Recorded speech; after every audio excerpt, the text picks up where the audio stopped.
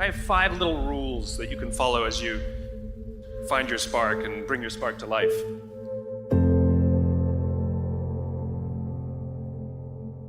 The first is to go after the things that you want. Let me tell you a story. So a friend of mine and I, we went for a run in Central Park. The Roadrunners organization, on the weekends, they host races. And it's very common at the end of the race, they'll have a sponsor who will give away something, apples or bagels or something. And on this particular day, when we got to the end of the run, there were some free bagels. And they had picnic tables set up, and on one side was a group of volunteers. On the table were boxes of bagels, and on the other side was a long line of runners waiting to get their free bagel. So I said to my friend, let's get a bagel. And he looked at me and said, the line's too long. And I said, free bagel. And he said, I don't want to wait in line. And I was like, free bagel. And he says, it's too long. And that's when I realized that there's 2 ways to see the world.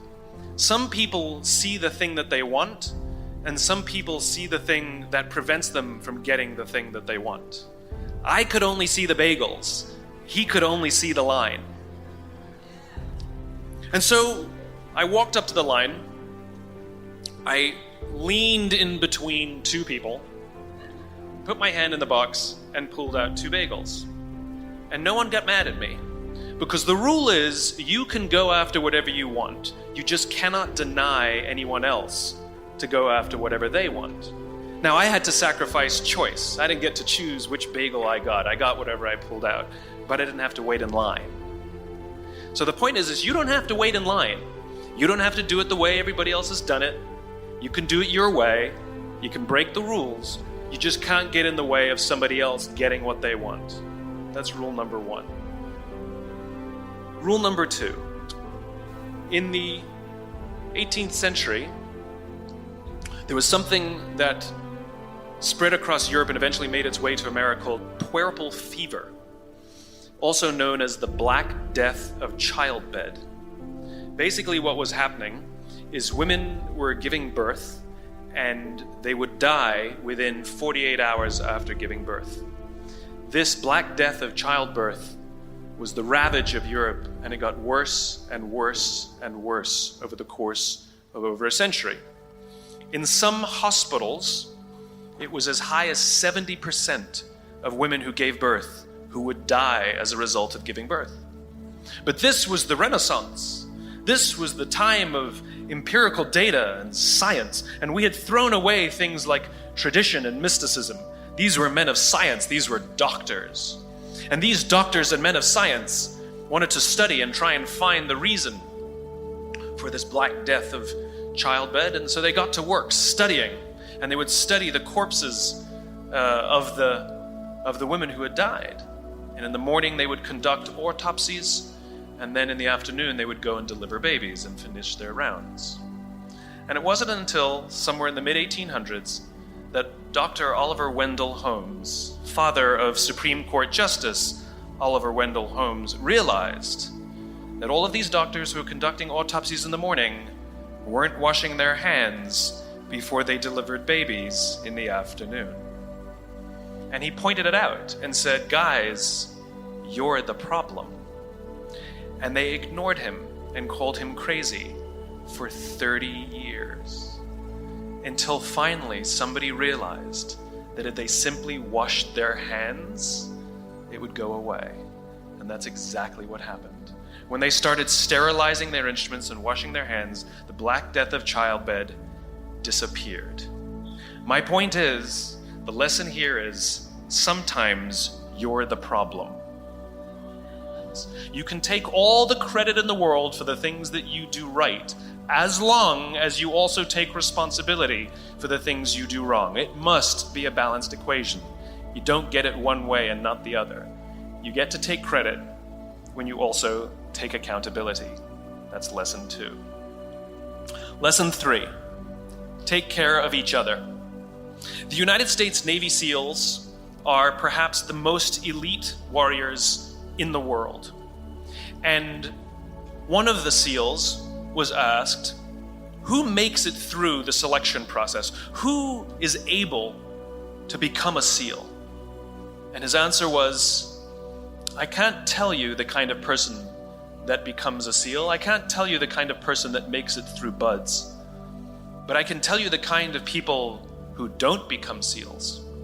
He says the guys that show up with huge, bulging muscles, covered in tattoos, who want to prove to the world how tough they are, none of them make it through. He said the preening leaders who like to delegate all their responsibility and never do anything themselves, none of them make it through. He said the star college athletes who've never really been tested to the core of their being, none of them make it through. He says some of the guys that make it through are skinny and scrawny. He said some of the guys that make it through, you will see them shivering out of fear.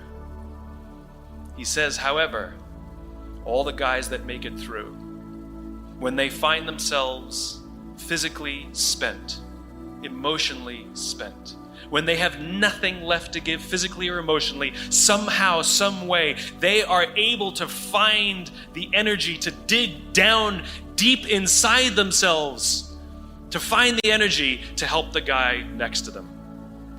They become SEALs, he said. You want to be an elite warrior. It's not about how tough you are. It's not about how smart you are.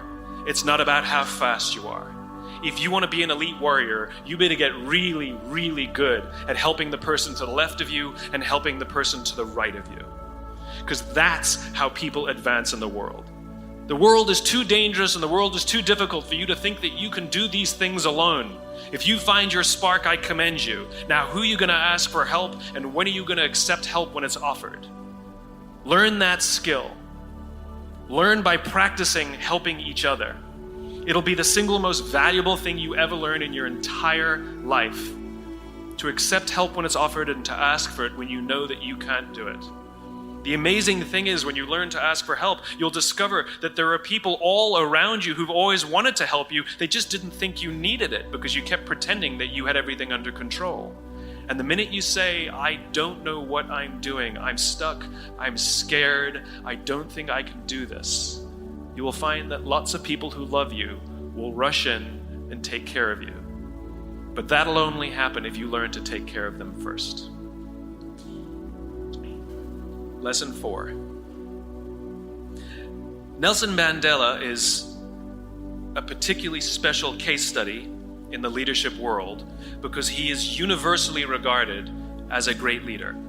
You can take other personalities, and depending on the nation you go to, we have different opinions about other personalities. But Nelson Mandela across the world is universally regarded as a great leader. He was actually the son of a tribal chief. And he was asked one day, how did you learn to be a great leader? And he responded that he would go with his father to tribal meetings.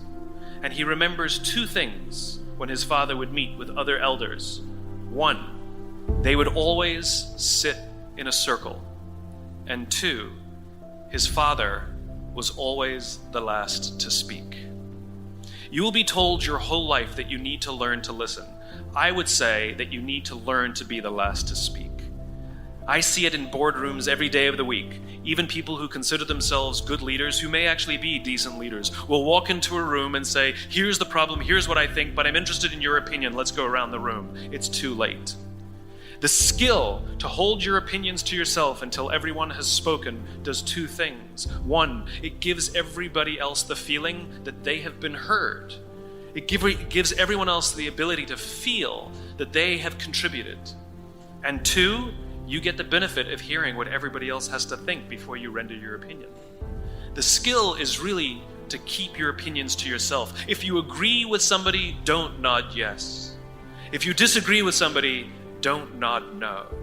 Simply sit there, take it all in, and the only thing you're allowed to do is ask questions so that you can understand what they mean and why they have the opinion that they have. You must understand from where they are speaking, why they have the opinion they have, not just what they are saying. And at the end, you will get your turn. It sounds easy, it's not. Practice being the last to speak. That's what Nelson Mandela did. Number 5. My favorite one of all. True story. There was a former Undersecretary of Defense who was invited to give a speech at a large conference, about 1,000 people. And he was standing on the stage with his cup of coffee in a styrofoam cup, giving his prepared remarks with his PowerPoint behind him. And he took a sip of his coffee and he smiled and he looked down at the coffee. And then he went off script. And he said, last year I spoke at this exact same conference. Last year I was still the undersecretary. And when I spoke here last year, they flew me here business class. And when I arrived at the airport, there was somebody waiting for me to take me to my hotel. And they took me to my hotel and they had already checked me in and they just took me up to my room. And the next morning I came downstairs and there was someone waiting in the lobby to greet me and they drove me to this here same venue. They took me through the back entrance and took me into the green room and handed me a cup of coffee in a beautiful ceramic cup. He says, I'm no longer the undersecretary. I flew here coach. I took a taxi to my hotel and I checked myself in. When I came down the lobby this morning, I took another taxi to this venue. I came in the front door and found my way backstage, and when I asked someone, do you have any coffee? He pointed to the coffee machine in the corner, and I poured myself a cup of coffee into this here styrofoam cup. He says the lesson is, the ceramic cup was never meant for me. It was meant for the position I held. I deserve a styrofoam cup. Remember this. As you gain fame, as you gain fortune, as you gain position and seniority, people will treat you better. They will hold doors open for you. They will get you a cup of tea and coffee without you even asking. They will call you sir and ma'am, and they will give you stuff. None of that stuff is meant for you. That stuff is meant for the position you hold. It is meant for the level that you have achieved of leader or success or whatever you want to call it. But you will always deserve a styrofoam cup. Remember that. Remember that lesson of humility and gratitude. You can accept all the free stuff. You can accept all the perks. Absolutely, you can enjoy them. But just be grateful for them and know that they're not for you.